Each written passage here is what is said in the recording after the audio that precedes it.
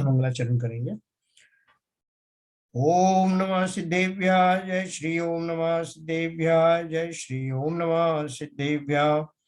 मंगलम भगवान वीरो मंगलम गौतमो गणी मंगलम कुंद कुंदाद्यो जैन धर्मोस्तु मंगलम।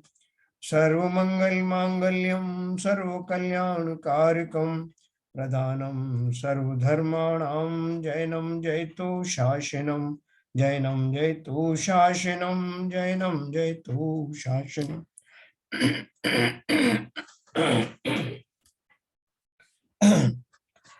दुआ नंबर 57 से हम शुरू करेंगे। ग्रंथ हमारा है परमात्म प्रकाश, इसके रचयिता हैं योगेंदु देवी।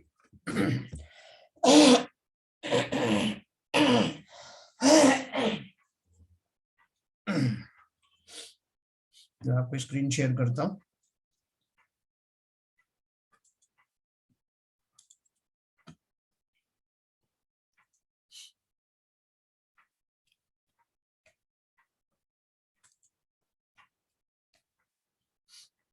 संतावन नंबर का हमने जो दोहा पढ़ा था, एक बार फिर से पढ़ते हैं। तम परियाणे दब्बुतहु जम गुण पज्जय जुत्तु सै भुव जानहि ताह गुण कम भो पंजऊ भुत्तु। थोड़ा सा पढ़ा था कल भी, आज इसको थोड़ा और दोबारा पढ़ेंगे, कुछ और क्लैरिटी आएगी। क्या बोल रहे हैं आगे? द्रव्य गुण पर्याय का स्वरूप कहते हैं। जो गुण और पर्यायों कर सहित हैं उसको हे प्रभाकर भट्ट तू द्रव्य जान। द्रव्य की क्या परिभाषा दी है और द्रव्य की परिभाषा देने की जरूरत क्यों पड़ी? क्योंकि किसी ने पूछा कि विश्व किसे कहते हैं, संसार किसे कहते हैं, तो संसार की परिभाषा दी उन्होंने, 6 द्रव्यों के समूह को विश्व या संसार कहते हैं, है ना। तो वो विश्व का अर्थ खाली ये नहीं कि जो अभी वर्तमान में जो दिख रहा है अमेरिका रूस वगैरह ये सब। विश्व का मतलब संपूर्ण ब्रह्मांड, है ना। वो किससे है? वो द्रव्यों से बना है। द्रव्य कितने हैं? 6 द्रव्य हैं। अब द्रव्य का स्वरूप क्या है? तो उन्होंने बोला कि गुणों के समूह को द्रव्य कहते हैं। अब 6 द्रव्य हैं तो 6 द्रव्य के अलग अलग गुण भी होंगे, उनके अलग अलग गुणों से बने हुए उनका समूह को नाम ओ अमुक अमुक द्रव्य रखा गया है।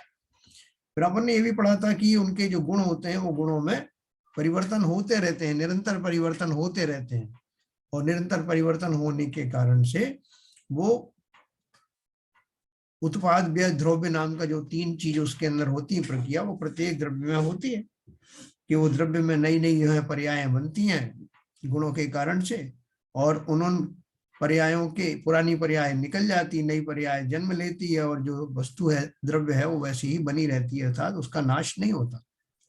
तो द्रव्य अपन ने पहले बहुत अच्छे से पढ़ा है, इसको एक बार 1-2 बार और पढ़ेंगे तो आपको बहुत क्लैरिटी आ जाएगी। नियमसार नाम का ग्रंथ है जो आचार्य कुंद कुंदन ने लिखा है, उसमें भी द्रव्य गुण पर्याय को बहुत डिटेल में दिया है। ये मूल बेसिक चीजें हैं। तो क्या बोल रहे हैं आगे? द्रव्य गुण पर्याय का स्वरूप कहते हैं। जो गुण और पर्यायों कर सहित है उसको हे प्रभाकर भट्ट तू द्रव्य जान। जो सदा काल पाए जावे, नित्य रूप हो, वे तो उन द्रव्यों के गुण हैं। और जो द्रव्य की अनेक रूप परिणति क्रम से हो, अर्थात अनित्य पने रूप समय समय उपजे, विनशय नाना रूप हो, वह पर्याय कही जाती है। जैसे अपन जो है वो शरीर आदियों के बारे में समझे, जो पुद्गल द्रव्य की का एक रूप क्या है? शरीर है। तो शरीर में अपन जो है मानते हैं कि पहले कभी वो बचपन में एकदम छोटा सा नन्हा सा एक शिशु होता है, फिर उसके बाद बालक बनता है, किशोर बनता है, युवा बनता है, प्रौढ़ बनता है, वृद्ध बनता है। ऐसी सारी पर्यायें उसमें घटित होती हैं। वो किस अपेक्षा से होती हैं? कि वो जो अपन शरीर की अपेक्षा से अभी समझ रहे हैं, तो शरीर के जो भी उसमें जो वृद्धियां हो रही हैं, न केवल आकार प्रकार में बल्कि और दूसरी चीजों में होती है, जैसे रोमकूपों का बढ़ना होता है, आंखें वगैरह जो है उनका विकास होना होता है, मस्तिष्क का विकास होना होता है, जो तो वो ये सारी जो चीजें मैं पौद्गलिक तरफ से कह रहा हूँ, तो ये जो उसमें जो क्रम रूप से जो विकास हुए हैं, जबकि पुद्गल परमाणु जो है, पुद्गल द्रव्य जो है, पुद्गल स्कंद तो वैसा ही है कि छोटे शिशु का शरीर भी उस पुद्गलों से निर्मित होता है और वो ही बड़ा हो करके किशोर के शरीर बन जाता है। तो कुल मिला के बात क्या हुई कि उसमें जो द्रव्य है वो तो कॉमन है, लेकिन की अवस्थाएं उसकी अलग अलग है। अब जीव की द्रव्य की अपन बात करें तो जीव द्रव्य में भी ऐसा ही होता है कि उसमें उसके जो मूल गुण हैं वो कौन से हैं, विशेष गुण कौन से हैं, ज्ञान आदि गुण है ना, ज्ञान है, चैतन्य है, वीर गुण आदि है, वो जो कि और किसी में नहीं रहते, ऐसे वो जीव में होते हैं। लेकिन जीव में रहने के बाद भी अपन देखें उसको वर्तमान संसारी अवस्था में भी उनमें बदलाव होते रहते हैं। बच्चे का ज्ञान कुछ और है, किशोर का ज्ञान कुछ और है, युवा का ज्ञान कुछ और है। तो ये सारी जो उसके जो गुणों की जो पर्याय हैं, और भी अनंत गुण है, वो जीव के जो अनंत गुण हैं वो बदलते रहते हैं। जीव वैसे ही रहता है, जीव तो बना ही रहता ना। उसी जीव के जब वो बच्चा था, मतलब शैशव काल में जब उसका था, उस समय उसके जो ज्ञान आदि का उघाड़ था वो कम था, फिर बदलता रहता है। तो ऐसे हर एक द्रव्य में उनमें पाए जाने वाले गुणों में क्रमिक विकास या क्रमिक हानि आदि होती रहती है। ये होने वाला क्रमिक बदलाव जो है उसकी पर्यायें कहलाती हैं, और पर्यायें हमेशा एक के बाद एक क्रम में आती हैं, जो अपन आगे पढ़ने वाले हैं। जो क्या लिखा उन्होंने,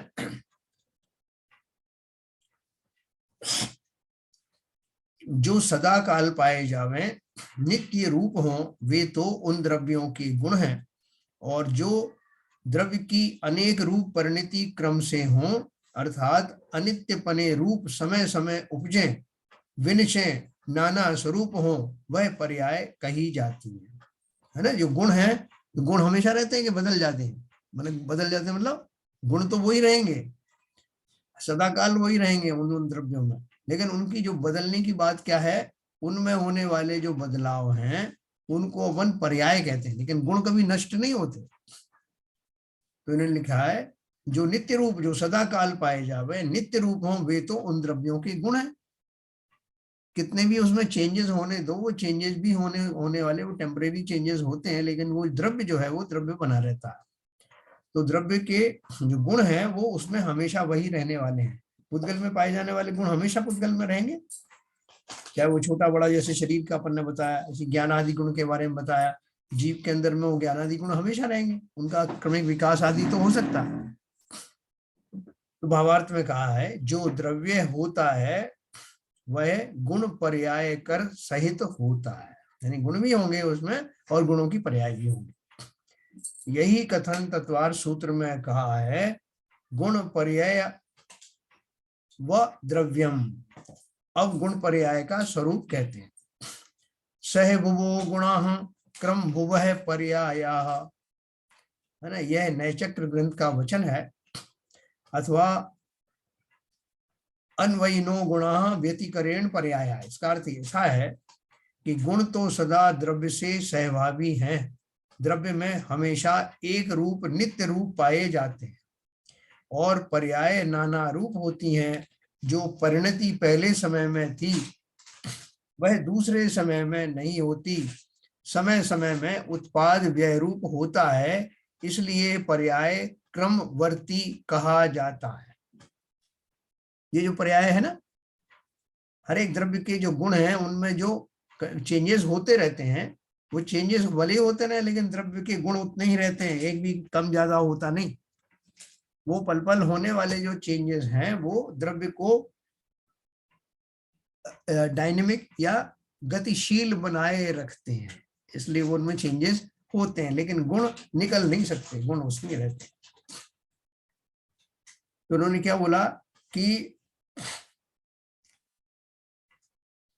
गुण तो सदा द्रव्य से सहभावी हैं, मतलब गुण है तो ही तो द्रव्य है ना, तो हमेशा उसके साथ ही रहेंगे। अगर वो गुण निकल गए तो फिर द्रव्य, वो द्रव्य रहेगा नहीं। तो गुण तो हमेशा द्रव्य में हमेशा एक रूप नित्य रूप पाए जाते हैं, और पर्याय नाना रूप होती हैं। जो परिणति पहले समय में थी वह दूसरे समय में नहीं होती, समय समय में उत्पाद व्यय रूप होता है, इसलिए पर्याय क्रमवर्ती कहा जाता है। अब इसका विस्तार कहते हैं। जीव द्रव्य के ज्ञान आदि अर्थात ज्ञान, दर्शन, सुख, वीर्य आदि अनंत गुण हैं, और पुद्गल द्रव्य के स्पर्श, रस, गंध, वर्ण इत्यादि अनंत गुण हैं। सो ये गुण तो द्रव्य में सहभागी हैं, अन्वयी हैं, सदा नित्य हैं, कभी द्रव्य से तन्मयपना नहीं छोड़ते। हर एक द्रव्य के उसमें जो जो गुण हैं वो गुण उसमें हमेशा बने रहते हैं। सो ये गुण तो द्रव्य में सहभागी है। तथा पर्याय के दो भेद, जो पर्याय जो बदलती गुणों की उसके दो भेद अपन पढ़ चुके हैं पहले। एक तो स्वभाव और दूसरा विभाव। जीव के सिद्धत्वादि स्वभाव पर्याय हैं। तो अपन सब क्यों पढ़ रहे हैं आप समझ जाएंगे। ये जो विस्तार अपन इतना सब पढ़ रहे हैं द्रव्य गुण पर्याय का, हमें और द्रव्यों से कोई मतलब नहीं है। बोले साहब फिर क्यों पढ़ा रहे हो? इसलिए पढ़ा रहे हैं कि हमारा जो वास्ता है मुख्य रूप से दो द्रव्यों से पड़ता है। एक तो स्वयं से यानी जीव द्रव्य से, और दूसरा जो शरीर आदि हैं ऐसे पुद्गल द्रव्यों से। तो इन दोनों के बारे में हम विशेष रूप से जान रहे हैं। तो लगे लगाए हमने बाकी के 6 द्रव्यों के टोटल 6 द्रव्यों के बारे में जान लिया, क्योंकि सबके ऊपर रूल तो यही लागू होते हैं।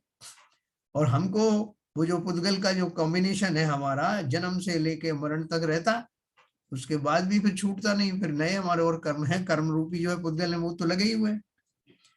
तो वो हमारी जो पूरी दुनिया है उसमें ये दो द्रव्य प्रमुखता से पाए जाते। तो उन द्रव्यों से हमको कैसा रिश्ता रखना है, कैसा रिश्ता अभी तक रहा है, उनसे कैसे संयोग होते हैं, कैसे वियोग होते हैं, कैसे मैं शुद्ध बनता हूं, कैसे वो पुद्गल शुद्ध बनता है। अपने को कभी कभी किसी से दुश्मनी भी होती ना, मित्रत्व की तो हम परवाह करते ही रहते हैं कि देखें वो कैसा है, किस हाल में है, उसे पूछते रहते हैं, हैप्पी बर्थडे और ये सब करते रहते हैं ना। लेकिन जो हमारा शत्रु है, शत्रु के बारे में भी लोगों को जिज्ञासा रहती है कि उसका क्या हुआ, तो अब कहाँ गया। वो कहता बोल नहीं रहता मुझे कोई परवाह नहीं है उसकी, लेकिन अगर वो बहुत गहरा शत्रु, मित्र से शत्रु बन गया है, तब भी उसके बारे में जिज्ञासा बनी रहती कि देखें उसका क्या हुआ।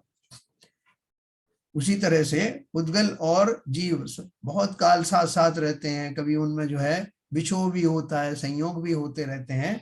तो ये सहज जिज्ञासा होती है कि वो जो मेरे साथ इतने काल तक जो शरीर रहा, सगे संबंधी रहे, उनका क्या हुआ।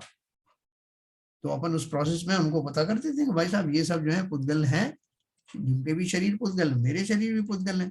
जो परिणति मेरे शरीर की हुई वो उनके शरीर की हुई, और कालांतर में जब मैं उनसे पूरी तरह से मुक्त हो गया, बिछुड़ गया, तो वो उनकी अपनी दुनिया थी। पुद्गल की अपनी दुनिया है ना, अनेक परमाणु हैं, वो नए नए कॉम्बिनेशन बनाते रहते हैं, और मैं अपनी दुनिया में चला जाता हूँ। मेरी दुनिया क्या है? मेरी दुनिया है वो मेरा शुद्ध शुद्ध रूप, जो मुझे आज तक अभी प्राप्त हुआ नहीं। तो वो बोल रहे हैं कि मेरे इसके लिए मुझे जानना पड़ रहा है कि मैं कहाँ जाऊंगा, क्यों जाऊंगा, कैसे जाऊंगा, और जब जाऊंगा तब मेरे अंदर क्या घटित होगा जो अब तक घटित नहीं हुआ। तो इसलिए उन्होंने बताया कि जीव द्रव्य के ज्ञान आदि अर्थात ज्ञान, दर्शन, सुख, वीर्य आदि अनंत गुण हैं, और उद्गल द्रव्य के स्पर्श, रस, गंध, वर्ण इत्यादि अनंत गुण हैं। सो ये गुण तो द्रव्य में सहभागी हैं, अन्वयी हैं, सदा नित्य हैं, कभी द्रव्य से तन्मयपना नहीं छोड़ते। यानी पुद्गल के जो गुण हैं वो पुद्गल में रहने वाले हैं, जीव के जो गुण हैं वो जीव में रहने वाले हैं, कभी भी छूटेंगे नहीं। छूट जाएंगे तो वो फिर द्रव्य द्रव्य रहेगा नहीं। तथा पर्याय के दो भेद हैं, एक तो स्वभाव और दूसरा विभाव। जीव के सिद्धत्वादि स्वभाव पर्याय है, और केवल ज्ञान आदि स्वभाव गुण है। अभी आप बोलो कि गुण के कारण द्रव्य बदला क्या? गुण के कारण द्रव्य बदला क्या? पर्याय रूप से यस। कैसे? कि जैसे वो जीव था वो जो अभी केवल ज्ञानी नहीं हुआ था तो संसारी था, केवल ज्ञान आदि गुण है, और उसकी पर्याय जो है, जो स्थूल पर्याय उस द्रव्य की कौन सी? संसारी और मुक्त दो अवस्थाएं होती है ना। तो संसारी अवस्था क्यों है? क्योंकि उसको केवल ज्ञान आदि गुण प्रकट नहीं हुए, विभाव रूप से जो कुछ है केवल ज्ञान के से विपरीत, वो सारे विभाव का धारी होने के कारण वो संसारी कहलाता है। तो इधर गुणों का बदलाव, उधर पर्याय का, द्रव्य की पर्याय भी बदल गई पूरी, संसारी से वो सिद्ध बन गया। ये स्थूल पर्याय हुई ना टोटलिटी में, इन टोटल, कि वो द्रव्य जो था, वो जो जीव द्रव्य था, उसके ऊपर टाइटल लगा है शरीर संसारी का। क्यों लगा है? क्योंकि उसके अंदर वो केवल ज्ञान आदि गुण प्रकट नहीं हुआ, इसलिए लगा है। तो गुण से उसका कांटेक्ट हो गया ना। जैसे ही उसके वो जो गुण है, स्वाभाविक गुण तो उसी में ही है, नए कहीं से लाना नहीं है। वही गुण जब उसके केवल ज्ञान में कन्वर्ट हो जाते हैं, ज्ञान आदि गुण, तब उसकी जो द्रव्य की पर्याय भी संसारी से बदल करके सिद्ध पर्याय कहलाने लगती है ना। अपन जीव के बारे में जाने और पुद्गल की भी अपन बात करेंगे। तो ये तो जीव में ही पाए जाते हैं, अन्य द्रव्य में नहीं पाए जाते, केवल ज्ञान आदि। तथा अस्तित्व, वस्तुत्व, द्रव्यत्व, अगुर लघुत्व, ये स्वभाव गुण सब द्रव्यों में पाए जाते हैं। ये मैंने आपको बताया था कि कुछ जो है कॉमन गुण होते हैं जो सभी द्रव्यों में पाए जाते हैं, और कुछ विशेष गुण होते हैं जो उन पर्टिकुलर द्रव्यों में ही पाए जाते हैं। ऐसा कॉम्बिनेशन चलता है। तो उन्होंने क्या बोला, अस्तित्व, वस्तु, द्रव्यत्व, अगुरु लघु, ये स्वभाव गुण सब द्रव्यों में पाए जाते हैं। अगुरु लघु गुण का परिणमन षट गुणी हानि वृद्धि रूप है।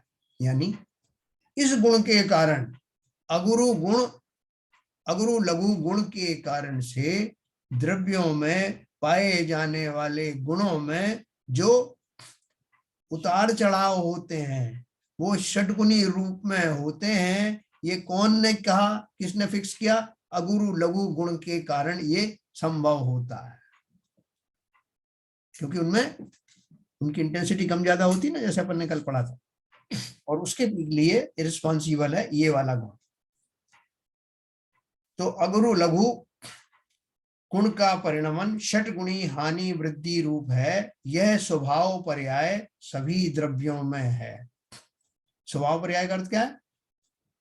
जो भी स्वभाव पर्याय होगी ना, उसकी शुद्ध स्वभाव पर्याय होगी, उसी में ये षटगुणी हानि वृद्धि होंगे, उसके जो मूल गुण है उनमें। यह स्वभाव पर्याय सभी द्रव्यों में है। अगुरु लघु गुण का परिणमन षटगुणी हानि वृद्धि रूप है। यह स्वभाव पर्याय सभी द्रव्यों में है। कोई द्रव्य षटगुणी हानि वृद्धि के बिना नहीं है। यही अर्थ पर्याय कही जाती है, वह शुद्ध पर्याय है। समस्त द्रव्यों की जो मूल उसके जो गुण होते हैं, उनमें होने वाली जो किंचित जो उसमें बदलाव है, जिनको पर्याय बदलना कहते हैं, गुणों की जो पर्याय बदलाव कहते हैं, वो बदलाव षटगुणी हानि वृद्धि के रूप में होती है, और ये समस्त द्रव्यों में होती है, क्योंकि अगुरु लघु गुण जो है सभी द्रव्यों में पाया जाता है। यह स्वभाव पर्याय सभी द्रव्यों में है। कोई द्रव्य षटगुणी हानि वृद्धि बिना नहीं है। यही अर्थ पर्याय कही जाती है, वह शुद्ध पर्याय है। यह शुद्ध पर्याय संसारी जीवों के, सब अजीब पदार्थों के तथा सिद्धों के पाई जाती है। देखो, इसमें प्रदेशत्व की बात नहीं की है, अस्तित्व, वस्तुत्व, द्रव्यत्व, अगुर लघुत्व, इनकी बात की है। प्रदेश आदि जो गुण की बात जो है वो अर्थ पर्याय में नहीं की जाती। अब देखिए अपन पढ़ेंगे ये दोहा नंबर 58। अप्पा बुझई दब्बुतु गुण पुण दंसणाणु पज्जय चौगई भाव तणु कम विनिमिय जाणु।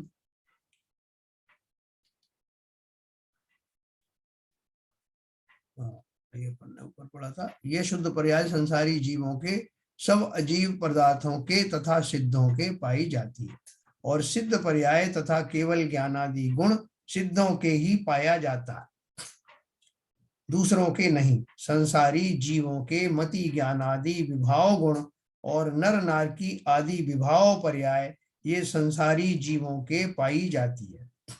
संसारी जीवों के मति ज्ञान आदि विभाव गुण। विभाव क्यों है? क्योंकि केवल ज्ञान स्वभाव वाला है ना, वो स्वभाव नहीं होने से बाकी सब विभाव है। संसारी जीवों के मति ज्ञान आदि विभाव गुण और नर नार की आदि विभाव पर्याय ये संसारी जीवों के पाई जाती है। एक तरफ गुण की बात कर रहे हैं, दूसरी तरफ उसकी जो टोटलिटी में जो पर्याय है नर नार का आदि क्या है? आकार की अपेक्षा से आप देखेंगे, आकार प्रकार की अपेक्षा से, तो वो नर नर से नर नर की बन सकता है, त्रियंच बनता है, सब बनता है ना। 84 लाखों में जाता है तो वो देशांतर होता है, देश देशांतर होता है, आकार छोटा बड़ा होता है, ये सब प्रदेशत्व गुण के कारण होता है ना। तो वो सारी पर्याय अपन ने व्यंजन पर्याय के रूप में पढ़ा था ना, विभाव व्यंजन पर्याय। तो संसारी जीवों के मति ज्ञान आदि विभाव गुण और नर नार की आदि विभाव पर्याय ये संसारी जीवों के पाई जाती है। ये तो जीव द्रव्य के गुण पर्याय कहे, और पुद्गल के परमाणु रूप तो द्रव्य तथा वर्ण आदि स्वभाव गुण। क्या बताया? जीव द्रव्य के गुण पर्याय कहे वो तो ठीक है, और पुद्गल के परमाणु रूप तो द्रव्य, जब वो परमाणु है तभी पुद्गल द्रव्य है, और अगर वो स्कंद बन गया तो विभाव में चला गया। पुद्गल के परमाणु रूप तो द्रव्य तथा वर्ण आदि स्वभाव गुण। देखना क्या बताया, जैसे शुद्ध स्वरूप बताया पुद्गल का। शुद्ध स्वरूप कौन सा है? एक परमाणु, और उसमें जो है नैसर्गिक रूप से उसमें एक वर्ण आदि होता है जो आगे आएगा नीचे, उसके जो मिनिमम गुण होते हैं एक परमाणु के। और लेकिन जब वो स्कंद बन जाता है तो उसके गुणों का जो है वो दूसरी तरह से उसका कन्वर्शन होता है। जैसे अभी आपने सफेद रोटी तवे पे डाली, वो थोड़ी देर में जो है पिंक हो गई, गुलाबी हो गई, उसका फिर ज्यादा किया तो जल गई। तो वो जो कलर्स जो बदलते हैं वो परमाणु का कलर नहीं बदला, वो बदलाव स्कंद का हुआ। तो वही देखो आगे बता रहे हैं। ये तो जीव द्रव्य के गुण पर्याय कहे, और पुद्गल के परमाणु रूप तो द्रव्य तथा वर्ण आदि स्वभाव गुण, और एक वर्ण से दूसरे वर्ण रूप होना ये विभाव गुण व्यंजन पर्याय, तथा एक परमाणु में 2 3 इत्यादि अनेक परमाणु मिलकर स्कंद रूप होना ये विभाव द्रव्य व्यंजन पर्याय हैं। देखो गुण और पर्याय साथ साथ बता रहे ना। विभाव गुण क्या बताया? एक वर्ण से दूसरे वर्ण रूप होना, ये विभाव गुण व्यंजन पर्याय होगी। तथा एक परमाणु में 2 3 इत्यादि अनेक परमाणु मिलकर स्कंद रूप हुआ, ये विभाव द्रव्य व्यंजन पर्याय हुई।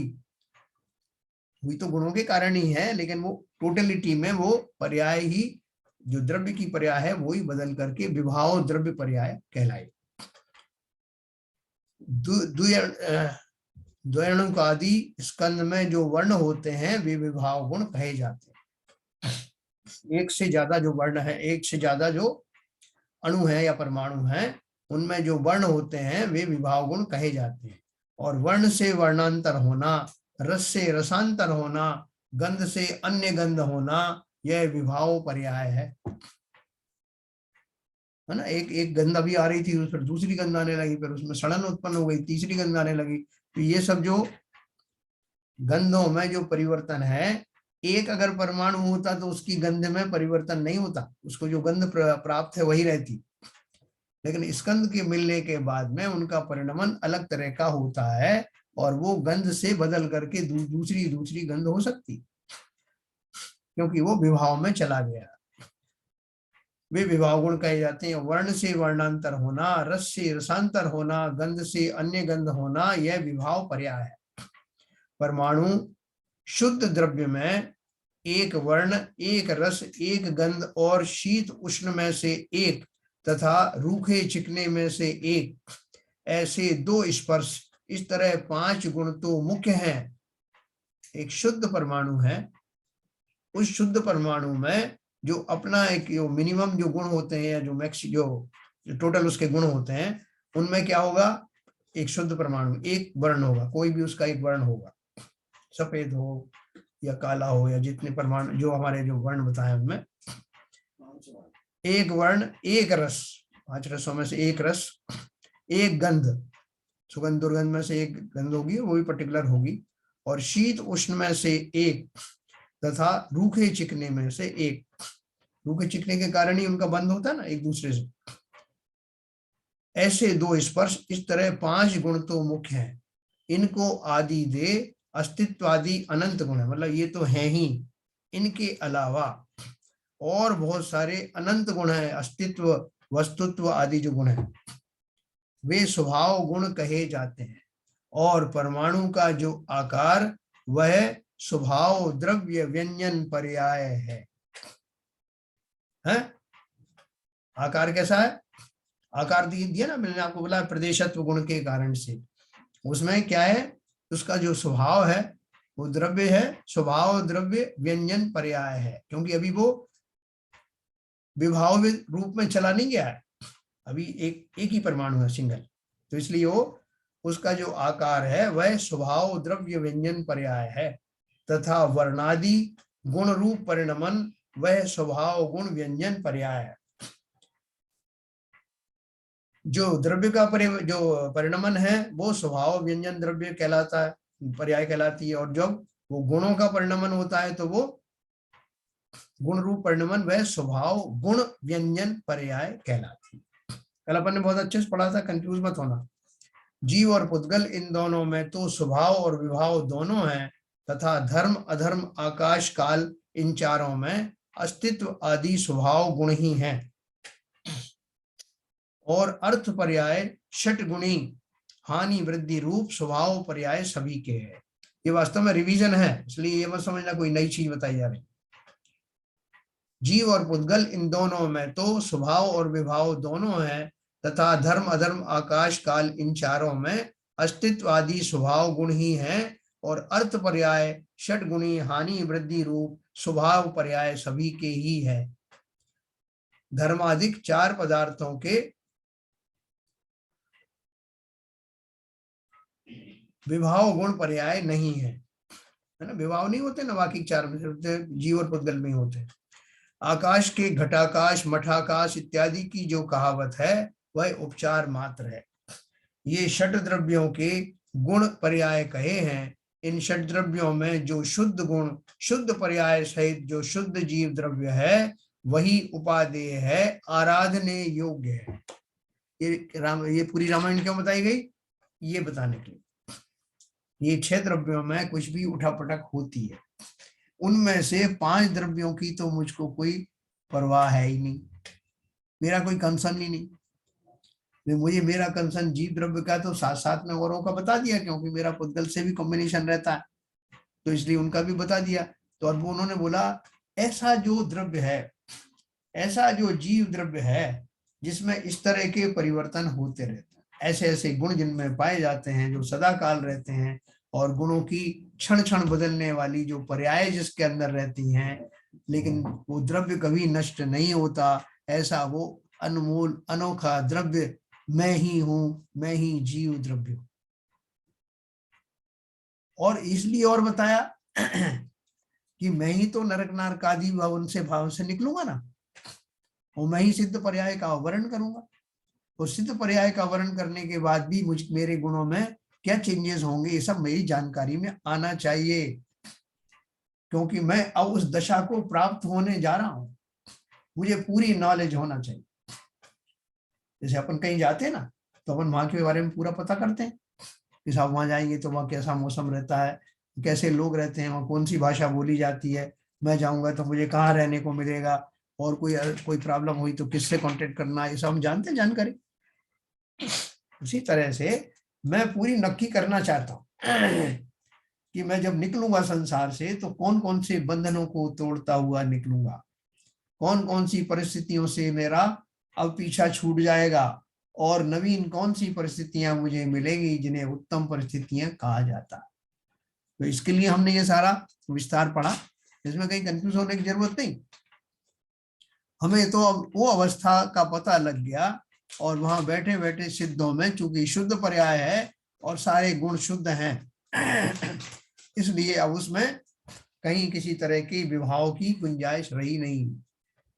ऐसी वो जो दशा मुझे जो प्राप्त होने वाली है, और जो आज से और अभी भी मेरे अंदर शक्ति रूप से विद्यमान है, ऐसी पर्याय जिसका चिंतन मुझे करना है, जिसको मुझे प्रकट रूप में, व्यक्त रूप में लाना है, ऐसी वो शुद्ध पर्याय जीव द्रव्य की मैंने जानी।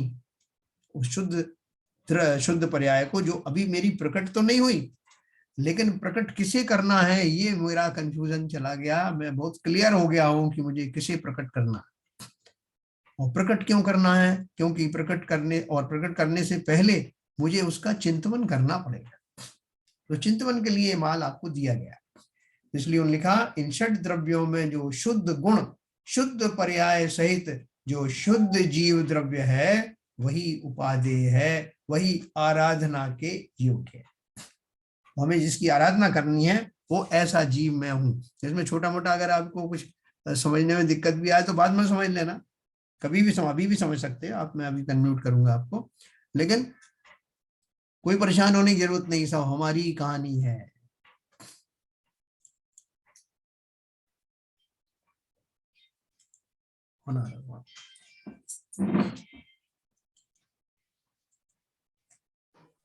जैसा एक छोटा सा प्रश्न पूछना था। हाँ।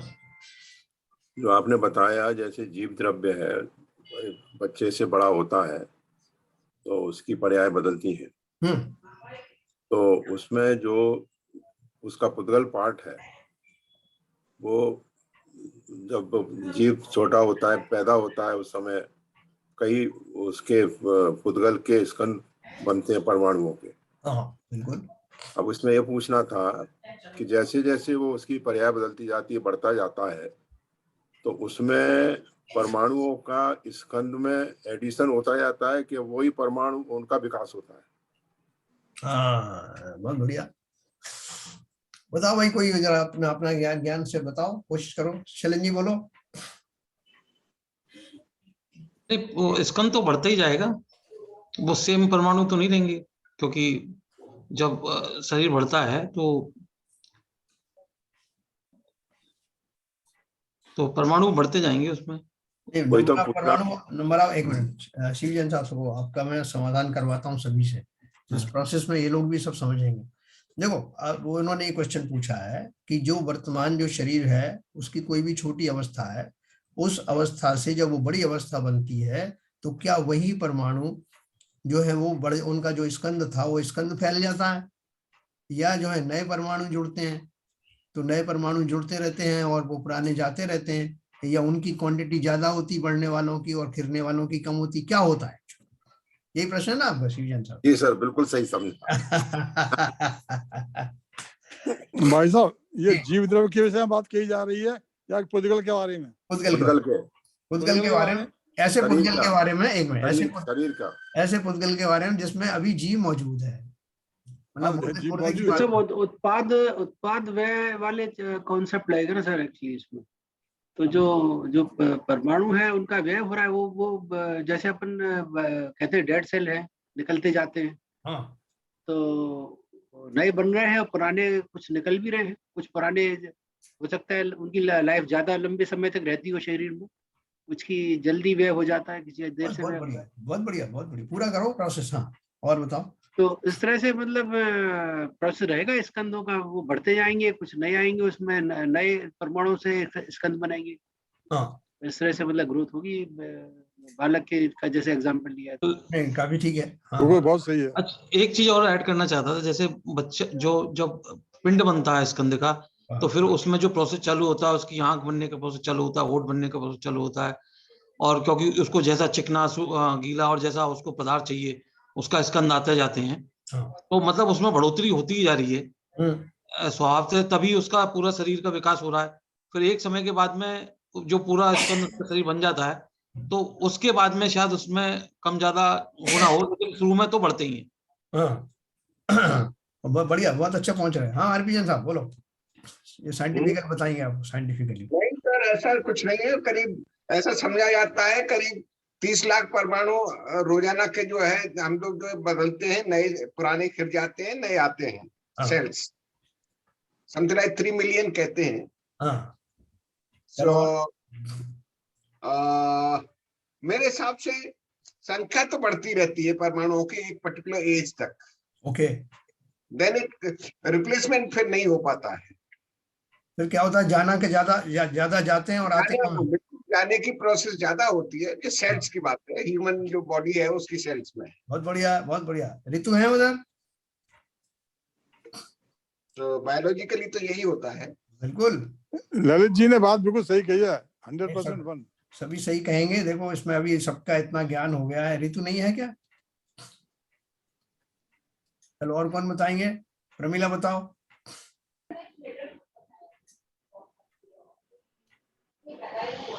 अंकल जी, जो ललित अंकल जी बोले और आरपी जैन अंकल जी बोले वो बिल्कुल सही बोले, इसी तरह से प्रोसेस होगी।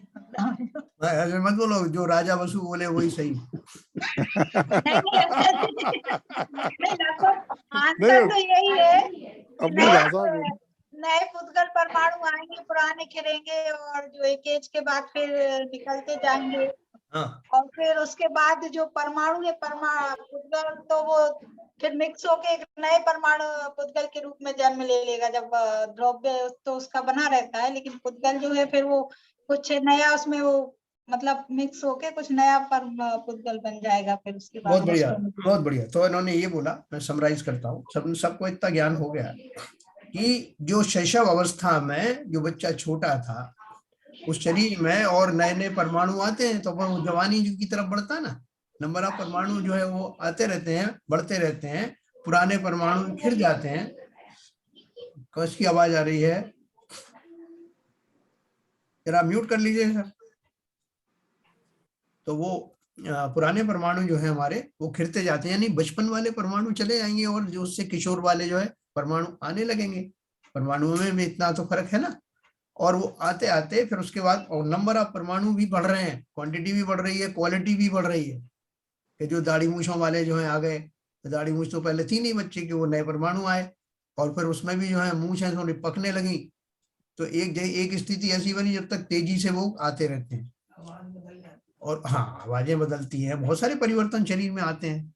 और उसके बाद में फिर एक स्थिति ऐसी आती है कि वो उल्टा होने लगता है प्रोसेस। अभी खिर कम रहे थे, आ ज्यादा रहे थे। और जैसे शैलन जी ने कहा कि वो एक पर्टिकुलर वो उम्र होने के बाद में, ललित जी ने भी बताया, वो प्रोसेस में उल्टा होने लगता है कि जाने वाले ज्यादा जाते हैं, आने वाले कम आते हैं। कम आते हैं, सही तो अपने जो बाबा जी जो है सूखने लगते हैं। सही बात। इसको षटगुणी हानि वृद्धि बोल सकते हैं ना अंकल जी? षटगुणी हानि वृद्धि तो वो अपनी जगह पर है। अभी अपन जो है एकदम जनरल टर्म में समझ रहे हैं इस बात को। अच्छा अच्छा, जनरल टर्म में समझ रहे हैं। अभी देखो इसमें एक और बात मैं आपको बताऊं कि जो अब ये हमारे जो बाल थे वो सफेद, काले से सफेद हो गए। तो काले से सफेद हो गए, इसका अर्थ क्या कि जो काले थे वही सफेद हुए, या अब सफेद कलर वाले परमाणु आने शुरू हो गए? क्या हुआ? वही आना शुरू हुआ। जो उसका जो वर्ण था हाँ, परमाणु का, वही बदल गया ना। सफेद वाले आने लग गए और काले वाले अब नहीं आ रहे हैं, वो जो थे खिलने वो लगे। फिर ये इसलिए मैंने प्रश्न पूछा था क्लैरिटी के लिए। बहुत अच्छा प्रश्न है, यही तो पूछना चाहिए सब। यस, प्रैक्टिकल प्रश्न पूछो। ये इसके परिप्रेक्ष्य में जो सिद्धांत अपने समझा है, उसमें उसमें हमको यही तो समझना है। क्योंकि मैं ये दवाओं से जो काले आने लग जाते हैं, पहले सफेद आए, फिर दवाई शुरू कर दी, फिर काले आने लगे, तो क्या परमाणु जो बदल जाते हैं क्या दवाई से? सर वो बदलते नहीं है, वो उन पर परत चढ़ जाती है कालों की। नहीं, ये बोल रहे हैं बाबू जी कि कोई योगा वोगा किया, कुछ कर लिया, उंगलियां घिस ली, जैसे वो बाबा रामदेव बताते ना। तो उससे कोई काले हो गए। तो वो काले जो है वो क्यों हो गए? बाबू जी का क्वेश्चन ये है। तो उस समय इस तरह के परमाणु जनरेट होते हैं। हाँ, तो वो जो प्रोसेस है, प्रोसेस में कोई तो किंचित रिवर्सल होता है। तो वो रिवर्सल होने के कारण वो अब जो है वो फिर से जो है जो प्रोसेस हो गया था शुरू, अब उसमें थोड़ा बदलाव होता है। ठीक है ना? तो वो जैसे बोलते हैं साहब, उनका जो रिजुविनेशन, क्या बोलते हैं उसको? रिजुविनेशन। हाँ, मतलब वो फिर से जो उसके अंदर जो पूरा आमूल चूल परिवर्तन हो गया, ऐसा होता है। हाँ, होता वही, लेकिन सबके नहीं होता, किसी तो किसी को होता। तो यही है योगा प्रैक्टिकली अगर रॉ टर्म्स में बोला जाए, जो बाबूजी ने नाम दिया है, सही इंडिकेशन दिया है। जैसे रामदेव बाबा जो योगा कराते हैं, तो वो योगा के एक्सरसाइज से शरीर के अंदर जो केमिकल्स और ये जो फिजिकल चेंजेस आते हैं, हाँ उनसे वो रिजर्वेशन होता है, उसमें रिवर्सल प्रोसेस चालू रहता है। हाँ देखिए कई लोगों की 60 साल की उम्र में भी वो ऐसे लगते हैं 40 साल के, और कई लोग 40 साल के हैं वो ऐसे लगते हैं 60 साल के हो गए। सही बात है।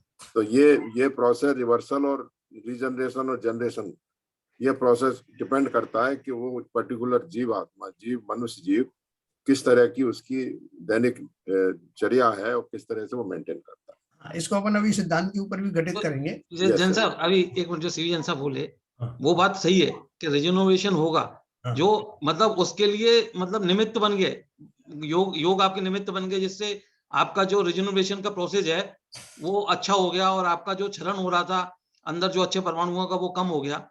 लेकिन वो भी जब ही होगा जब आपके अंदर वो उपादाय शक्ति है, तभी हो पाएगा। यदि वो नहीं है, यदि आप स्वस्थ मतलब आप पतला होना चाहते हो और आप में उपादान शक्ति नहीं है, तो आप कितनी भी कोशिश कर लो नहीं होगी। तो वो वही तो सही है, वो निमित्त तो वाली भी है, बात वो है। सही है, वो तो सही है, वो वो तो वो अच्छी सही चीज तो वही है। है, ये कोई चेंज कर जब नहीं जब सकता। जो होना है वो तभी होगा। आप अरे आप देखो दूर क्यों जाते हो, मैंने जब से जो है वो बाबा रामदेव जी कहे जो उंगलियां रगड़ना शुरू करी, तो मेरा इधर का तो निकल गया और इधर 2-4 बाल इधर आगे आ गए। अरे कोई दिक्कत नहीं। अच्छा साहब, गौर से देखना पड़ता है कौन से आए हैं, हमको विशेष ध्यान। कौन से आए? वो पेन से मार करके रखते हो। अच्छा साहब, दूसरा प्रश्न था। हाँ, एक ये सेकंड में जरा इसके बारे में बताऊं आपको, जो अभी जो शैलेन जी ने कहा था ना, क्योंकि देखो हम सिद्धांत पढ़ रहे हैं, हम बायोलॉजी नहीं पढ़ रहे हैं, तो इसलिए उसको सिद्धांत पर घटित करना जरूरी है। वो क्या हुआ कि ऐसा किसी के साथ क्यों होता और किसी के साथ क्यों नहीं होता, तो नहीं साहब उसने ठीक से योगा नहीं किया हुआ इसलिए नहीं हुआ, ये योगा होगा ये सब तो निमित्त कारण है। कोई पूरी उम्र करता रहता है तब भी वो गंजा बना रहता है, और कोई ने जरा रगड़ना शुरू किया और उसके बाल आ गए। तो ये सबके पीछे रहस्य क्या है? इसके पीछे, क्योंकि आपने देखा अपना नाम का कर्म अपन ने पढ़ा, नाम कर्म का वो रहता है। तो नाम कर्म में विशेष जो है स्थिर अस्थिर बहुत सारी उसकी वैरायटीज होती है। जैसे एक आदमी हमेशा बीमार रहता है, एक आदमी हमेशा स्वस्थ रहता है, एक जो कभी बीमार नहीं पड़ा वो अचानक से जो है वो बीमार पड़ जाता है। तो ये सब हमारा नाम कर्म का वो स्थिर या जो अस्थिर नाम का जो है वो उसका वो है कैटेगरी है। तो जब जीव के भावों का निमित्त पा करके इस तरह के कर्मों का सृजन होता है और वो अमुक अमुक कर्म उस पर्याय में अगर उदय में आते हैं तो ये घटनाएं उनका निमित्त बन जाती है। बिल्कुल सही बात। ये तो उसके पीछे सिद्धांत है। बायोलॉजिकली सबका नहीं हो पाता, तो डॉक्टर भी प्रैक्टिशनर रहता ना, साहब मैं तो कोशिश कर रहा हूँ, देखो साहब आप वो फलाना ट्राई करके देखो, वो दवाई शायद ठीक हो जाओ, उसको ही कौन सा पक्का पता है कि अंदर क्या हो रहा है, इसलिए वो प्रैक्टिशनर है। हाँ, दूसरा प्रश्न पूछे। दूसरा प्रश्न ये है, जो 6 द्रव्य बताए इसमें जीव और पुद्गल को छोड़ के चारों द्रव्य, उसमें केवल जो इसमें भी बताया अभी आपने षड्गुणी हानि वृद्धि होती है उनमें भी। केवल जो हानि वृद्धि होती है वो लघु गुण के कारण से ही होती है, बराबर, और वो केवल अर्थ पर्याय हो रहती है उसमें। यस सर, व्यंजन पर्याय उसमें नहीं होती है। नहीं होती। हाँ, तो यही कंफर्म करना था। यस। अरे भाई साहब, मैं ये पूछना चाह रहा था कि आपने बताया कि सिद्ध पर्याय, तो ये जो जीव जो है जब तेरे में कोई स्थान रहता है उस समय केवल ज्ञानी हो जाते हैं, और केवल ज्ञानी बन करके जीव तो कई सालों तक संसार में रहते हैं, तो वो जीव जो है संसारी जीव कहलाएगा या कि सिद्ध पर्याय वाला कहलाएगा? क्या बात कही आप, बहुत बढ़िया। चलो बताओ भाई, कौन बताएगा इसको? अच्छे अच्छे क्वेश्चन उठ रहे हैं आज विद्वानों द्वारा। बरखा बताओ, वो जो जीव है जो उसको केवल ज्ञान हो गया, अरहंत है, समझ लो ये अपने तीर्थंकर भगवान है, तीर्थंकर है, और वो अभी उनके जो संवत्सरण आदि लग रहे हैं, अभी उनकी काफी आयु है और यही संसार में ही है, सबको जो उनका प्रवचन सुनने को मिल रहा है, दिव्य ध्वनि सुनने को मिल रही है। तो इस अवस्था में वो उनकी अवस्था कैसी रहेगी, यही आपका प्रश्न है ना? हाँ, बिल्कुल, ये संसारी जीव कहलाएगा या कि सिद्ध पर्याय वाला कहलाएगा? हाँ। अभी तो अंकल जी अरहंत अवस्था में है।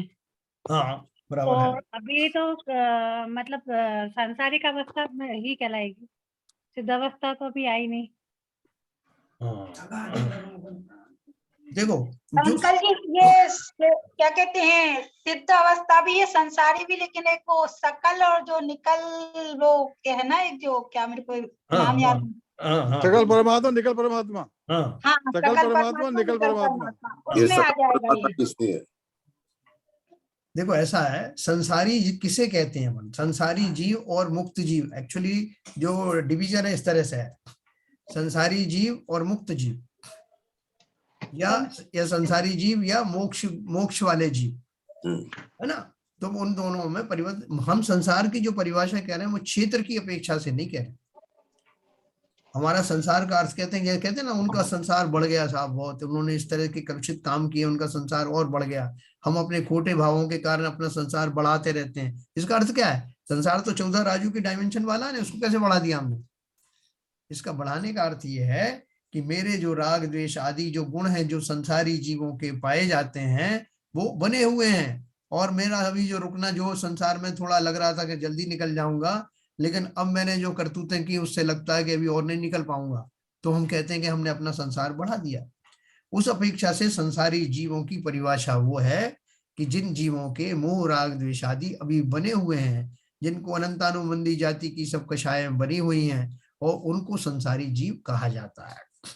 लेकिन जो चार घातिया कर्मों से निवृत्त हो गए हैं, जो निकट निकट में ही सिद्ध बनने वाले हैं, वर्तमान में ही वो भाव मोक्ष के धारी हो गए हैं, वो कैसे संसारी? वो संसारी हो नहीं सकते उस परिभाषा के अनुसार से। सकल परमात्मा की स्थिति में जाएंगे ना। हाँ, जैसे हम उनको अभी भी भाव मोक्षधारी कहते हैं। आप बोलोगे सिद्ध शिला तो गए नहीं, भाव मोक्षधारी कैसे कह दिया आपने? भाव मोक्ष का अर्थ क्या है? कि उनके भाव अब संसारी जैसे नहीं रहे, वो खाली उतनी आयु की वजह से, आयु कर्म बाकी है, वो चार अघातिया कर्म बाकी, इसलिए यहाँ टिके हुए हैं भाई साहब। जैसे कोई हमारे यहाँ जाए तो कोई बोले भाई साहब हम आपके यहाँ आए हैं, बोले आइए आइए साहब, बहुत बड़ी स्वागत है आपका। तो नहीं साहब, हम यहाँ ठहरने के लिए नहीं आए हैं, बाहर बारिश हो रही थी इसलिए खड़े हो गए यार, हम यहाँ आना नहीं है। उसी तरह से वो चार अघातिया कर्म जब तक हैं तब तक वो यहाँ हैं, संसार रूपी जो है, जो बाउंड्री है उसमें है, लेकिन यहाँ रहकर भी वो मुक्त जीव ही हैं, क्योंकि उनका भाव मोक्ष हो चुका है। द्रव्य मोक्ष का अर्थ यह है कि वो फिजिकली वहां जाकर स्थापित हो जाएंगे। इसलिए इस अपेक्षा से वो अरहंत परमेष्ठी हैं, संसारी तो कतई है ही नहीं, और सिद्ध नहीं बने, इसलिए अरहंत परमेष्ठी। ठीक है बाबू जी? हाँ ठीक है, ठीक है। और किसी का कोई प्रश्न हो? देखो ये अभी से क्लियर कर लेना, वहां जाकर पूछोगे सिद्ध लोक में कि मैं क्या करूं, तो कुछ बताने। तो ये जो चैप्टर चल रहा है, तो इसका जो समझ में ये आ रहा है कि ये सिद्ध योगेंद्र देव जी ये सिद्ध कर रहे हैं कि भाई आपका जो आत्मा एक ऐसी जो चीज है जिसके अंदर आपका जो आप उसको अंदर पैदा कर सकते हो, परमात्मा पैदा कर सकते हो। बाकी जो और वस्तुएं हैं, बुद्धगल है, ये है, इसमें तो ये तो एक पॉइंट के पास जाके सब खत्म हो जाते हैं। केवल एक आत्मा ही ऐसी चीज है जिसके अंदर आप उसको चेंज कर सकते हो, निकाल, उसको अंदर अपना निखार सकते हो। बाकी सारी चीजें तो उसमें तो वो चलता रहेगा, कम बढ़ती होता रहेगा, पर्याय चेंज होती रहेगी। तो आपको फोकस केवल आत्मा पे ही करना है। देखो आत्मा पे क्यों करना फोकस? क्योंकि हम आत्मा है, हम ही को सुखी होना है और हम ही को सिद्ध अवस्था प्राप्त करनी है। जिसको तेल निकालने की अभिलाषा है वो ऐसे पदार्थ ही लाएगा ना जिसमें तेल हो। हाँ, कोई बालू में से तेल तो निकलता नहीं। उसी तरह से जिन जीवों को सुखी होना है, उद्गलों को सुखी थोड़ी होना है। अपन भली कह देते हैं वो लकड़ी अपने में सुखी है, वो लोहा अपने में सुखी है, उससे पूछ क्या, कौन पूछेगा? तो वो तो अजीब द्रव्य है। लेकिन सत्य यही है कि संसार के समस्त जीव अर्थात आत्माएं वर्तमान में दुखी हैं और सब सुखी होना चाहते हैं। सुख गुण उनके अंदर ही मौजूद है, मुख्य रूप से है। दुख रूप नाम का गुण है ही नहीं, लेकिन अपने अज्ञान के कारण वो उससे परिचित नहीं है, अनभिज्ञ ही बने हुए हैं। जिस क्षण उन्हें अपने उस सुख रूप का खजाने का पता लगता है, वो करोड़पति, अरबपति, खरबपति, अमूल्य निधि के धारी बन जाते हैं। वो निधि कहीं से लानी नहीं पड़ती, यही हमारे पास है। उसका प्रकटीकरण जब होता है तो कैसे होता है, ये संपूर्ण प्रोसेस हम इसलिए समझ रहे हैं कि ये काम मुझे ही करना है, मुझ में ही करना है, सुखी भी मुझे ही होना है। ठीक है सर? इसमें इस पर्टिकुलर दोहे में हाँ व्यंजन पर्याय तो बताइए इसमें, हाँ, मगर इसमें प्रदेशात्मक गुण के बारे में कुछ नहीं लिखा है। ये एक लाइन तो आई उसका थी, मूल कारण होता है, एक लाइन आई थी उसमें। नहीं इसमें नहीं है। इसमें अगुरु लोग गुण का तो दिया है उसमें, अर्थ पर्याय के कॉन्टेक्स्ट में है सर। हाँ, और प्रदेशात्मक गुण का इसमें कहीं जिक्र नहीं किया है, जो आपने कल उसमें से बताया। हाँ, वो एक लाइन में कहीं आता है। अलाप पद्धति से तो आपने कल एक्सप्लेन किया था उस ग्रंथ किताब से। हाँ, तो इसमें कहीं भी प्रदेशात्मक गुण का मतलब कहीं मेंशन नहीं है। हाँ देखो उसमें सामान्य उसमें प्रदेश गुण का, प्रदेशत्व का नहीं है नाम। हाँ, इसमें नाम ही नहीं है, इसमें अर्थ पर्याय की बात है ना। तो इसमें लिखा था यह स्वभाव पर्याय सभी द्रव्यों में है, कोई द्रव्य षटगुणी हानि वृद्धि बिना नहीं है, यही अर्थ पर्याय कही जाती है, वह शुद्ध पर्याय है। जो शुद्ध पर्याय होती है उसके जो सारे गुण भी शुद्ध होते हैं, उन शुद्ध गुणों में जो षटगुणी हानि वृद्धि होती है उसको अर्थ पर्याय कहा जाता है। और देखो उसमें जो नाम लिए ना, जो उसमें देखो अस्तित्व तथा अस्तित्व, वस्तुत्व, द्रव्यत्व, अगुरु लघुत्व, ये स्वभाव गुण सब द्रव्यों में पाए जाते हैं। इसमें प्रदेशत्व भी होता है, लेकिन प्रदेशत्व की यहाँ जिक्र नहीं किया। वो तो बात सही है, वो तो अर्थ पर्याय की हो गई, मगर प्रदेशत्व का जो मेन मतलब इफेक्ट होता है वो व्यंजन पर्याय बनती है। व्यंजन पर्याय होती है। तो वो इसमें दूसरे पेज पे जो दिया हुआ है, स्वभाव गुण व्यंजन पर्याय है, वर्णादि गुण रूप परिणवन वह स्वभाव गुण व्यंजन पर्याय है। आपने बताया था ये जो व्यंजन पर्याय है वो प्रदेशात्मक गुण की वजह से होती है। हाँ बिल्कुल। देखो यहाँ लिखा है ना, देखो अब मैं आपको बताऊं, एक वर्ण से दूसरे वर्ण रूप होना, ये विभाव गुण व्यंजन पर्याय तथा एक परमाणु में 2, 3 इत्यादि अनेक परमाणु मिलकर स्कंद रूप होना। जब स्कंद बनेगा तो उसके डायमेंशन भी बढ़ेगा ना, क्या उसकी डायमेंशन आकार प्रकार सब बढ़ जाएगा, अर्थात वो विभाव रूप में हो गया। और उसका जो भी जो बदलाव आपको दिखाई देगा स्कंद का, वो विभाव द्रव्य व्यंजन पर्याय कहलाती है। नहीं ये बिल्कुल समझ में आ गई, मेरा केवल इतना ही। मैं प्रदेशात्मक गुण के बारे में इसमें कोई चर्चा नहीं है, बस दैट्स ऑल। हाँ ठीक है, ठीक है, ठीक है। तो ये अभी धीरे धीरे करके अपन और उसको फाइन ट्यूनिंग करते जा रहे हैं, ठीक है ना। जो अगला एक डाउट आ रहा था, कल का मैं थोड़ा वीडियो थोड़ा सा देखा था, तो जैसे कल बाबूजी बोल रहे थे कि सिद्ध जो है जीव, तो बाद में उनके जो गुण का जो वो आएगा परिवर्तन, वो शुद्ध पे शुद्ध शुद्ध शुद्ध होता जाएगा एक्चुअली। हाँ, तो अब इसमें सिद्ध एक बार हो गए तो अब शुद्ध और क्या होना है, क्योंकि केवल ज्ञानी हो गए, घातिया कम सब कुछ भी नहीं है। तो वो तो एब्सोल्यूट शुद्ध हो गए, अब और क्या शुद्ध होना है। देखो वो किसके अपेक्षा से कह रहे थे कि जैसे कि एक टोटलिटी में जो है ना, एक तो अपन ने गुणों का बता दिया कि गुणों में ये परिवर्तन फिर भी बनते होते रहते हैं, जो इनके सिद्धों के भी जो गुण है।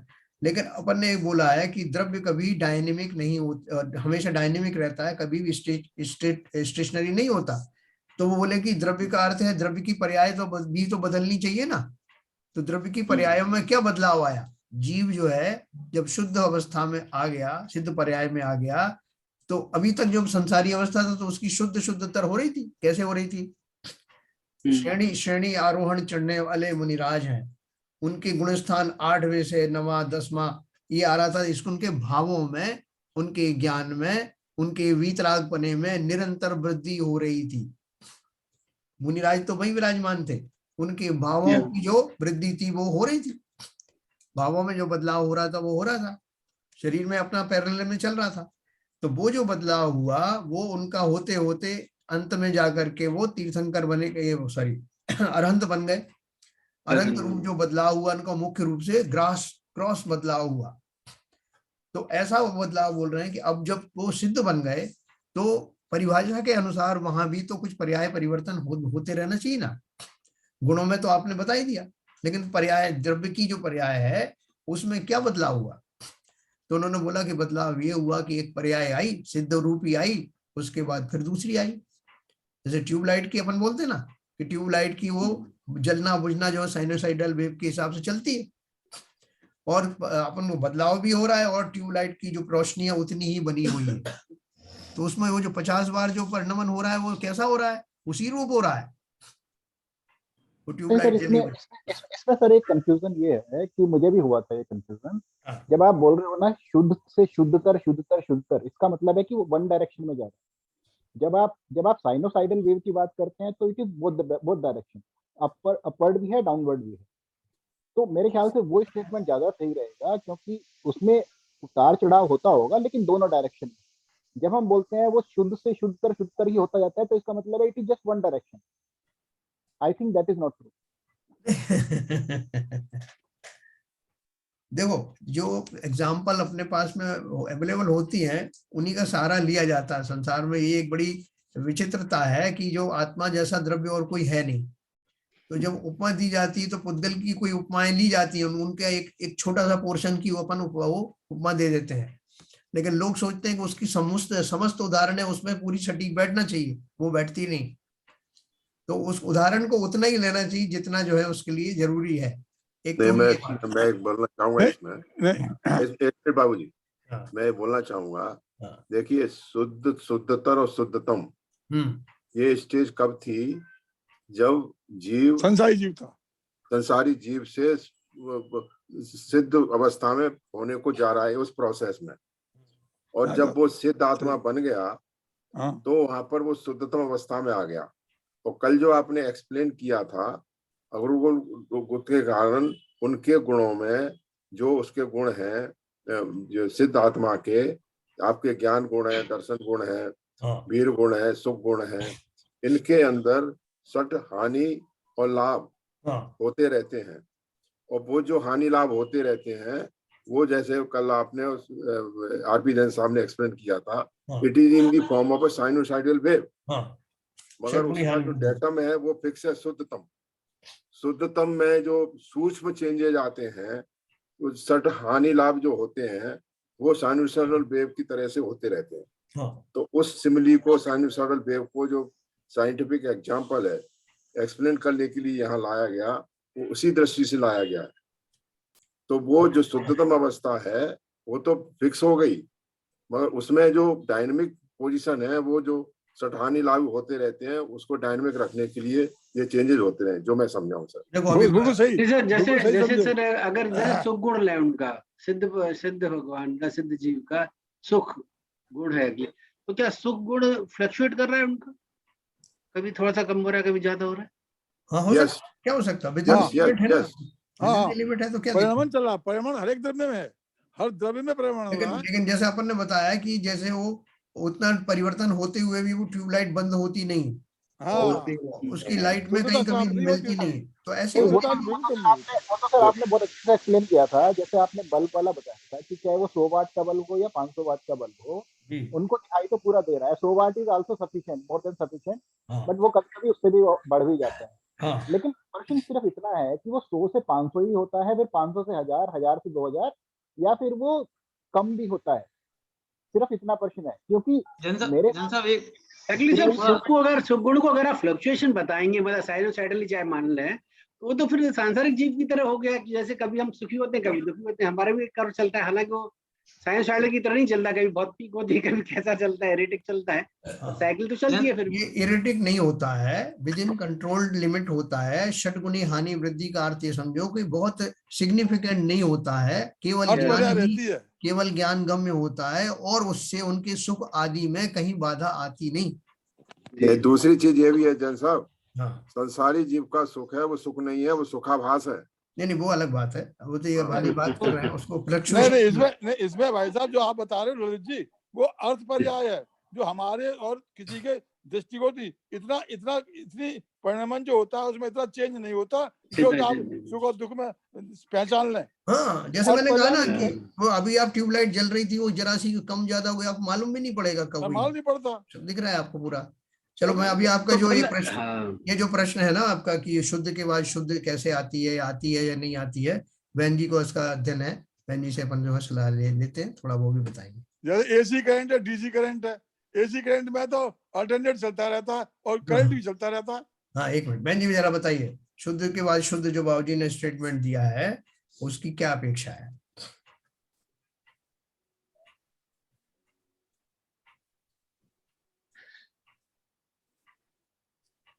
बहन जी है क्या? बहन जी हैं वो अनम्यूट नहीं कर पाएंगे। चलो अनम्यूट कर लीजिए बहन जी। हो सकता है कुछ न बोल पाए, चलिए, तबीयत ठीक हो नहीं सकता है है। नहीं बोल पाए, लेकिन ललित जी ये डेढ़ श्योर है, शुद्ध जो शुद्ध पर्याय हो जाती है तो शुद्ध के बाद में परिणमन जो होता है वो शुद्ध में ही होता है। ऐसा अशुद्धि में या विभाव में नहीं जाता, स्वभाव में नहीं, हाँ, चलता रहता है। विभाव में नहीं जाएंगे। तो इसीलिए उस अपेक्षा से ये बात कही गई है। क्या विपुल जी आपका वो हुआ, समाधान हुआ? नहीं सर, क्योंकि मतलब फिर फ्लक्चुएशन इज वन थिंग और एक ही डायरेक्शन वन थिंग। मुझे वो सब तो बहुत अच्छा लगा, क्योंकि शुद्ध मतलब सिद्धों के भी गुणों में हानि वृद्धि होती है। उससे मेरे को बहुत दिनों से मेरे दिमाग में वो प्रश्न था, और ये जो 5-6 दिन में जो हमें क्लियर हुआ, ये बहुत क्लियर हुआ। लेकिन कल थोड़ा सा कंफ्यूजन हो गया कि वो शुद्धतर होती जाती है। नहीं, शुद्धतर नहीं बोला यार, शुद्धतर नहीं, शुद्ध नहीं बोला मैंने। शुद्धतर नहीं होती है, जैसी है वैसी बनी रहती है, आप तो ये मान के चलिए। हाँ फिर ठीक, ओके, वही बोला मैंने विपुल जी, शुद्धतर नहीं बोला। फिर ठीक। वो नहीं, मेरे ख्याल से ललित जी का भी डाउट हुआ।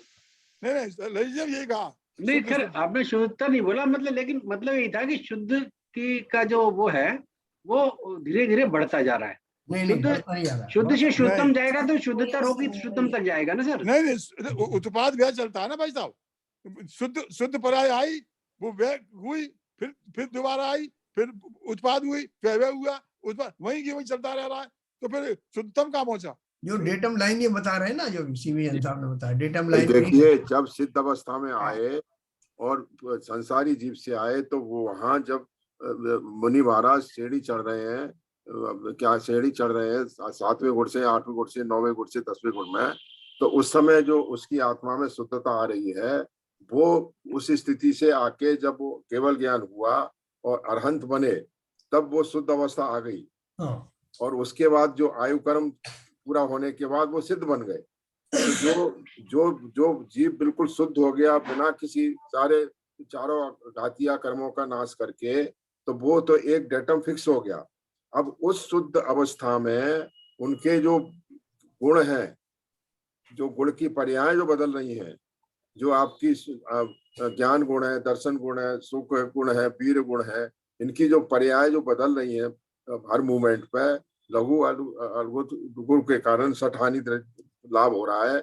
वो सूक्ष्म चेंजेस जो आ रहे हैं, माइनर फ्लक्चुएशंस, उसमें उस जो डेटम है, शुद्धतम अवस्था है, शुद्ध अवस्था में कोई वो ग्रॉस उतना ही है, वो डेटम लाइन भी रहेगी। जैसे आप समझो एक क्वांटिटी अनंत क्वांटिटी हो गई और उसमें थोड़ा बहुत जो वेरिएशन हो रहा है, दैट इज नॉट मेजरेबल और विजिबल। ये सही के आसपास पहुंच गए आप, तो उसमें जो चेंजेस है वो बहुत माइनर, आपको महसूस ही नहीं हो पाएगा। That is not susceptible for measurement sir.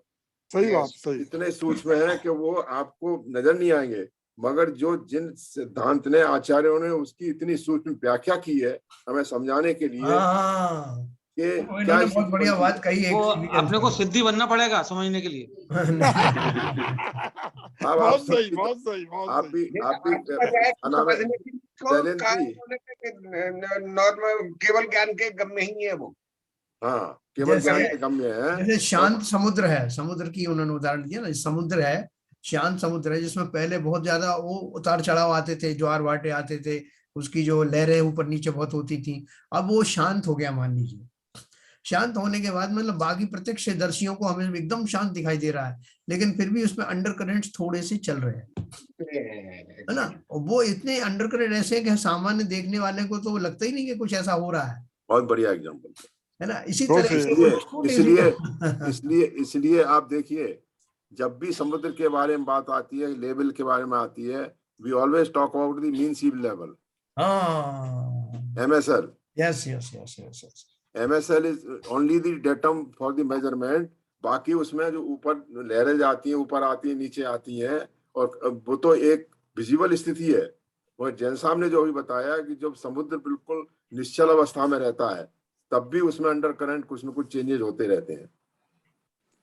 तो नहीं सर, एक बात और भी है जी। अगर हम सिद्ध पर्याय में परिणमन नहीं मानेंगे तो हाँ, फिर वो डायनामिक द्रव्य का वजूद ही खत्म हो जाएगा, जीव द्रव्य नहीं रहेगा। Correct correct correct. ये बात असलियत समझोगे तब से बात समझ में आ जाएगी। जीव द्रव्य का वजूद जब है, जब कि परिणमन आप मानेंगे शुद्ध द्रव्य में भी, अदरवाइज तो जीव की एग्जिस्टेंस जो जो जो उसका सामान्य गुण है, अस्तित्व गुण, वही समाप्त हो जाएगा। बिल्कुल सही। नहीं बाबूजी, जो 3 गुण है ना उसके, क्या कहते हैं आपका जो अस्तित्व, उत्पाद, व्यय और द्रव्य, हाँ, ये कि इसकी बेसिक डेफिनेशन ही खत्म हो जाएगी।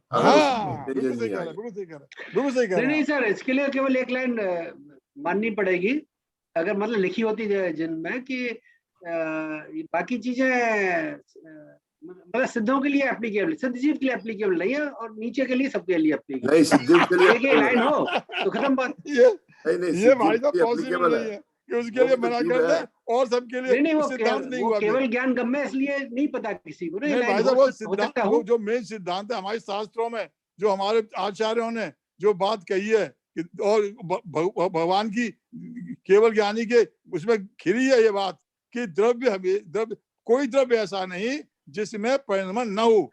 तो हम किसी भी पर्याय में किसी भी द्रव्य को परिणमन से अलग मान ही नहीं सकते। ये तो फिर पूरी की पूरी साइंस ही जैन जो है पूरा समाप्त हो जाएगा, फिर तो कहीं स्टेबिलिटी नहीं रहेगी। और चेतना जब निकल जाएगी तो फिर जड़ हो जाएगा, तो फिर तो मतलब ही नहीं है चेतना का। हाँ, जड़ हो गई तो फिर क्या है? देखो, इसको थोड़ा सा डाइजेस्ट करने की कोशिश करिए। बहुत गरिष्ठ नहीं है, थोड़ा सा आप लगाएंगे लवण आज का चूर्ण खा के डाइजेस्ट करेंगे। अगला जब अपन कल दोहा पढ़ेंगे तो आपको और क्लैरिटी आएगी। ठीक है, निरंतर क्लैरिटी आती जाएगी। चलिए, हमारा बहुत समय हो गया। जिनवाणी स्तुति प्रथम नाश वेको ज्ञान के प्रकाश वेको, अपर भास वेको भानु सी बखानी है। छह द्रव्य जान वेको बंध वेधि भान वेको, स्वपर पिछान वेको परम प्रमाणी है। अनुभव बताए वेको जीव के जताए वेको, काहू न सताए वेको भव्य और आनी है। जहाँ तहाँ तार वेको पार के उतार वेको, सुख विस्तार वेको यही जिनवाणी है। हे जिनवाणी भारती तुहे जपूजन रे, जो तेरी शरण गए सो पावे सुख चैन। जिनवाणी के ज्ञान से सूझे लोकालो, तो वाणी मस्तक धरो सदा देते दो, सदा देते दो। जिनवाणी माता की जय।